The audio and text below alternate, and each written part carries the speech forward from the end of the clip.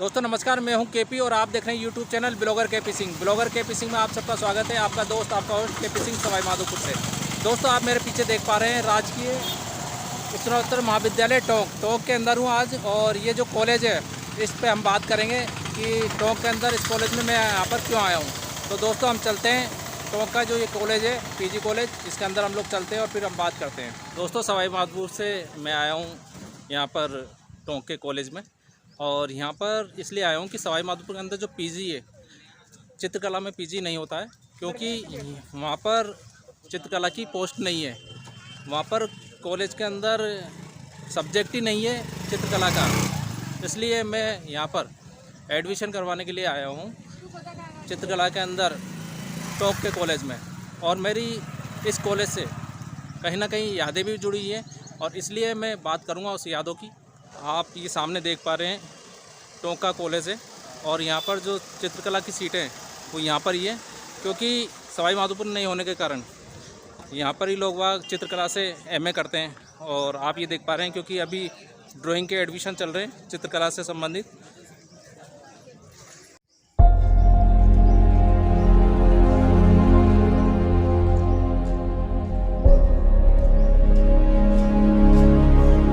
मेरी जो यादें जुड़ी हैं वो इस कॉलेज से जुड़ी हैं। मैं आपको बता रहा हूँ, जो ये यादें हैं वो 9-10 की बात है। करीबन 2009 या 10 में हम लोग, यानी कि मैं विशेषकर बात करूँगा, मेरे को किसी के लिए एक मेरे साथी हुआ करते थे, उनको मुझे एमए करानी थी और वो भी ड्राइंग से करानी थी, क्योंकि सवाई माधोपुर में ड्राइंग से एमए होती नहीं है। इसलिए मैं कहीं ना कहीं ढूंढता मैं टोंक तक पहुंचा और टोंक पहुंचने के बाद में मुझे मालूम पड़ा कि यहाँ पर एमए होती है ड्राइंग से। तो जब ड्राइंग से एमए होती है तो मैंने कहा इसका क्या प्रोसेस है। तो मैंने जब पूछा तो उस ज़माने में 2009-10 में यहाँ पर स्वेच्छा से सीटें मिलती थी। अगर 25 एडमिशन होंगे ड्राइंग के तो ही उसको एमडीएस यूनिवर्सिटी यहाँ पर मान्यता देती थी और एडमिशन लेती थी।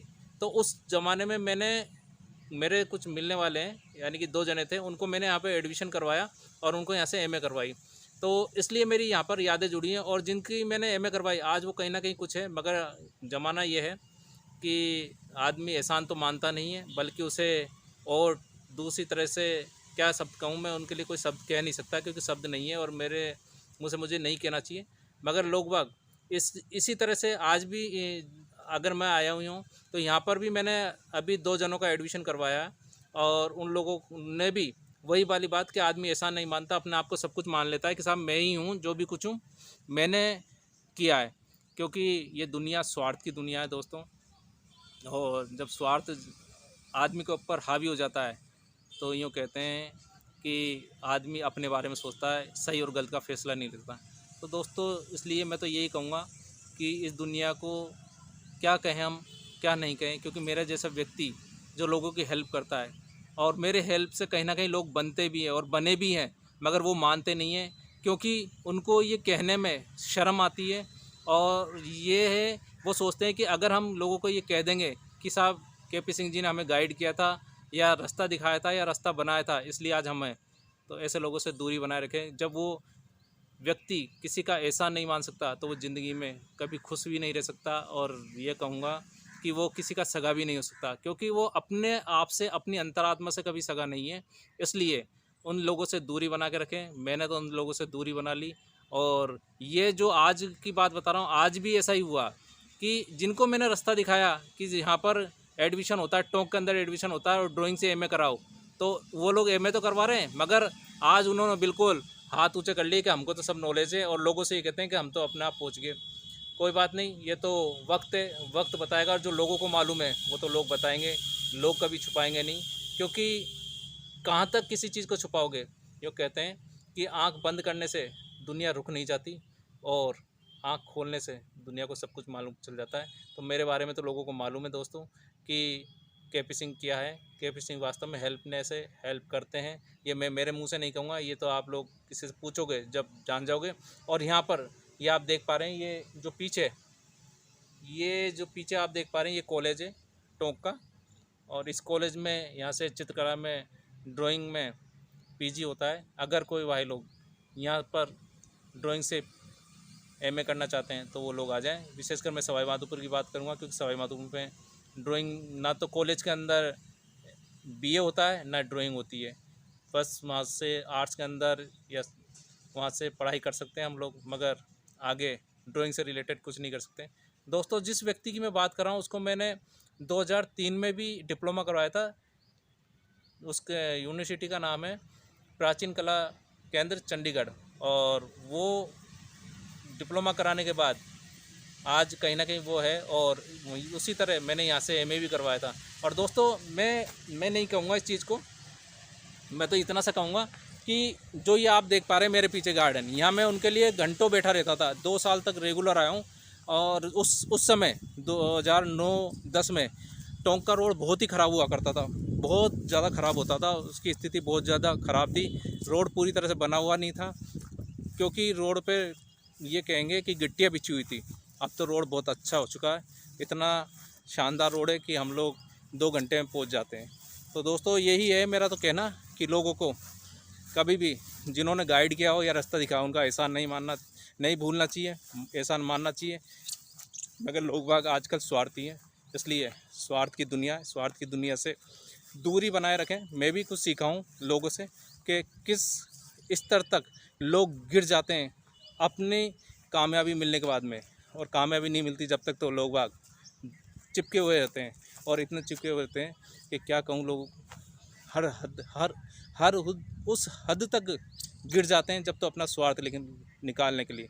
दोस्तों, मगर वक्त है, वक्त कभी किसी को स्टार बना देता है तो कभी किसी को रंग बना देता है। ये कहते हैं ना, राजा और रंग, तो राजा और रंग बना देता है। अगर जो लोग स्टार बने हैं वो कभी रंग भी बने हैं। तो दोस्तों, इंतज़ार करें समय का, क्योंकि केपी सिंह तो रहेगा, मगर उन लोगों की भी औकात मालूम चल जाएगी। तो टोंक में आए और आपको घंटाघर नहीं दिखाएं, ये हो नहीं सकता। तो आप मेरे पीछे देख पा रहे हैं, ये घंटाघर है। और इस घंटाघर की भी कहानी ये है कि इसके चारों तरफ घड़ियाँ लगी हुई है, और घड़ियाँ भी इतनी बड़ी बड़ी हैं कि अंदर जाकर अगर इनके मशीनरी देख लेंगे तो आप लोग सब ताज्जुब करोगे। और ये सालों पुराना है, यानी कि अगर इसके इतिहास की बात करें तो इतिहास मुझे तो मालूम नहीं है, मगर ये लोग कहते हैं कि इतनी सालों पुरानी है कि जब ये टोंक की स्थापना हुई थी, जब का घंटाघर है। और ये भी कहा जाता है कि इन मशीनों की, जो ये घड़ी लग रही है, इसकी मशीनों की रिपेयरिंग कराने के लिए 1 या 2 लाख का टेंडर होता है, और वो भी कोलकाता से इसका मैकेनिक आता है। तो सोच के देखो कि ये घंटाघर वास्तव में इतिहास है और अपने आप में तो टोंक की शान है ये घंटाघर। और मेरे मित्र मिले हैं मुझे यहाँ पर, पंकज जी, तो हम बात करेंगे पंकज जी से भी। तो पंकज जी, आप बताइए कि जो ये घंटाघर है, इस घंटाघर के बारे में बताइए कि यहाँ का सीन क्या रहता है, कैसा रहता है। देखिए, आप मेरे पीछे साफ देख रहे हैं, ये घंटाघर है और टोंक के बिल्कुल बीचों बीच स्थित है, क्योंकि यहाँ ही ये मेन चौराहा कहलाता है। यहाँ से अगर आप पीछे की तरफ जाओगे तो ये पुरानी टोंक कहलाती है, और इधर जाओगे तो ये बिल्कुल मेन बाज़ार स्टार्ट हो जाता है यहाँ से। और ये बिल्कुल शहर के बीचों बीच स्थित है। ये इतना बड़ा है कि आप 2 किलोमीटर दूर से भी यहाँ से बिल्कुल टाइम बिल्कुल साफ दे सकते हैं, इसलिए इसको।